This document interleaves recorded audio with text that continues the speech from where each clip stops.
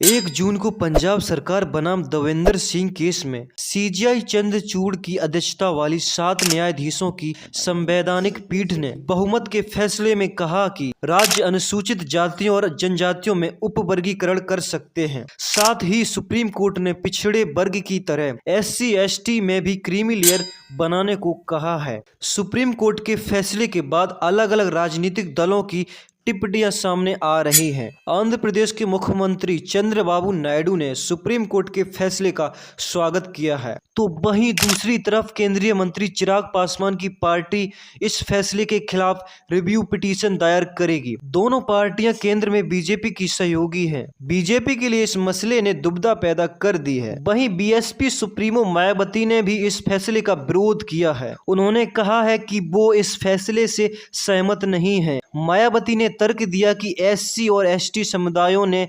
अत्याचारों का सामना एक समूह के रूप में किया है और इन समूह के भीतर किसी भी तरह का उपवर्गीकरण करना सही नहीं होगा। हालांकि मायावती एनडीए का हिस्सा नहीं है, लाजमी है कि बीजेपी पर हमला करने की छूट है। वहीं मायावती जी ने कहा कि उनकी मंशा ठीक नहीं है। SC और ST को दिए गए आरक्षण को खुद खत्म करने के बजाय वे इसे कोर्ट के जरिए खत्म करने की कोशिश कर रहे हैं और वे इसमें ज्यादातर सफल भी